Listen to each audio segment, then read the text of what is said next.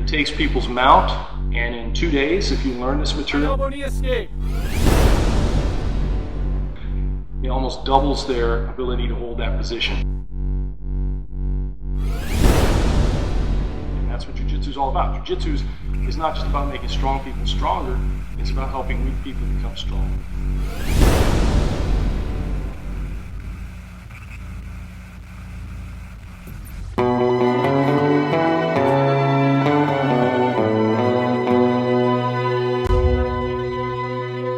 The only way another Jiu-Jitsu player is likely to get out is going to involve some more sophistication with the legs. So they're going to untie their legs, just like you would untie your hands in a clinch. They're going to start to untie their feet. Because what they're looking to do is get one leg flat in the middle so that they can elbow knee escape. And they can start initiating escapes. So this is a whole nother level now where we need to work. And remember, if you remember yesterday, I said there's one last piece I save until the very end, which is going to, however well you're doing in mount now, you're going to do 10-15% better once I show you that piece. But I wait until the end because I intentionally don't want to give it to you till the end so you get some movement with your legs. Right? We're going to add that touch in at the end of the day, and I think that'll top everything off. You guys will all have, nobody will want to be underneath you. But let's get into the untying the legs. And this goes back to why I'm constantly saying to you guys, don't grapevine your legs. Don't grapevine your legs. If you feel the top of your feet up against the shins, it's usually wrong. I know that feels more stable, but it's not. Okay, and I'm going to show you why now. So ball Travis, I'm going to have him mount me, and he's going to grapevine my legs the way I'm telling you not to do. Okay? So he's low mount and he grapevines my legs. Jiu-Jitsu players will sometimes do this. If old school wrestlers like catch-can wrestling, which is submission wrestling, they go they have a saying, I go laces to laces. He'll go down to my legs. And that's strong, but it's even worse for what we do, because catch-can wrestling didn't have the guards. They didn't have an elbow knee escape, so they weren't worried about this particular move. They were just rolling each other all the time. But I'm going to go slow because I don't want to hurt his knee. But imagine, you can go back where you were. Imagine he's being stubborn there, and I stomp. Get the knee, and let's say he releases it, it doesn't hurt the knee. All I'm going to do is I'm going to go like this. Now I'm out. Because go back and lock it on. I just touch the knee. I have it down here. I don't even really want him to know what I'm doing. So it's just here. Why? So all of a sudden try and climb. This leg. Release my knee. Yeah. I blocked it. Go back. Here, climb. Here comes the knee back up. Go back. Climb. I've caught it. Okay? So that's why it's there. I might not even touch it yet because I don't want him to know what I'm going to do. Now he's giving me more pressure. The more pressure he gives me, the easier it is for me to do that. And it's quick and it's easy and there's no weight on the knee, so it's very hard for him to stop. And now I'm taking his back. We're at best half guard or guard. That's why you don't do that. Okay? So I'm going to show you the technical way to do this. Go back.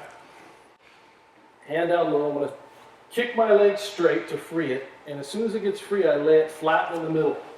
Now, I get up on one hip. See, I use my foot, and now my weight is more on my left hip. And see how this hip lifts off the mat? This is my position. But even from here, dig your foot back underneath my knee. Sometimes they'll get it back underneath if they're stubborn, right? So one little extra detail is I push my toes into the mat. Now get it underneath. Right, now watch. All I have to do is just slide my kneecap up the mat. And there it is. Okay, so one more time. He's grapevining the legs. Kick it, toes into the mat. Try and get it back underneath. Try and bring your knee up. It's nothing, and then this is super easy. Right, other side. Toes into the mat. I take the time to get my posture right here so that this part becomes easy rather than try and rush it. If you rush it, this is what it'll look like with white belts. So kick it free, and then I'll try and do this. And you're banging the top of your thigh up against the back of his leg. There's no way you're going to escape. This is impossible. Right? I have to be here. Now I'm coming underneath that leg and I can escape. Okay? So that's the first basic movement. It gets more sophisticated from there because then we have to use the other foot to untie it and all that, which we'll get into in a minute. But it's all predicated on doing this. So practice this motion back and forth. Do it right, and if you need help, raise your hand. All right, guys, bring it in. Any questions on that? Okay, let me show you the next part. Okay, so sometimes you might start to try and kick a leg free and it's not enough. You can't clear that hook when you're by straightening out one leg. and he's doing that. I'm trying to do this, but he manages to stick with me, so I can't get my leg free in the middle here. So then I'm going to I need to use this leg to untie this leg. So I'm going to bring my feet together. Sometimes people go, I can't reach, just bring your feet together. You know, like this, to where I think they need to be. And then I bring one foot right to his heel. That's the magic button, and I peel it off. And now I lay this one on top. And then I just trade it out. Okay, so again, begin by moving your hand down here so he doesn't climb up on you. I move my feet together. I put one foot on top of the other, and I peel it off, right? And now as soon as I move my right foot off his heel, I drop my left kneecap to the mat. So he can't fit back underneath, and then I'm back underneath, okay? That's the game. So she has pretty good pressure. So which side are you going on? I'm trying to go on this side. Okay. Hand on the knee, always low, as low on the mat as you can get it, and begin by trying to stomp your leg. Not this way. You're going to stomp it straight down. Yeah, and then try and move it to the middle. Now you can't get it. Now use your other foot. There you go. Now put your right leg on top of your left. Now switch your feet. That's it. Now kneecap down, kneecap down. Good, now slide your foot up. There you go. It's worth taking the time to feel your knee into the mat before you slide up. And if it takes a few seconds, it doesn't matter. Second thing is I'm intentionally not talking about fishing with your heel. Right? I leave that out because sometimes that works great, but the problem is it works so great that people get in the habit of doing it all the time, and they get lazy with the rest of the movement, and it handicaps them a little bit. Because they're going to be mount bottom, and all of a sudden they go to fish for the heel, and it's not there. And the rest of the movement is absent. So I usually like to put it in later.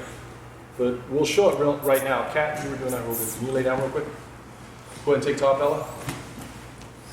So it's exactly what I just showed you. She's using one leg to untie the other, but then she's using that same leg to fish for the heel and pull it to halfway. Like that. And one more time, just do it real slow.